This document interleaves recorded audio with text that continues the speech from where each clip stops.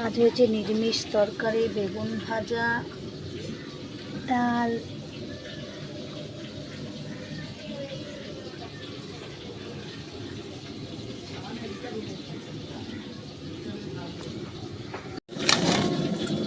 আর হলো উচ্ছে আলু ভাজা।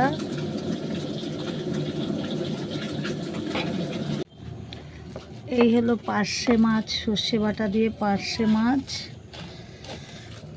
এটা উচ্ছে আলু দিয়ে ফলি মাছ। আর এটা ভোলা মাছের ঝাল।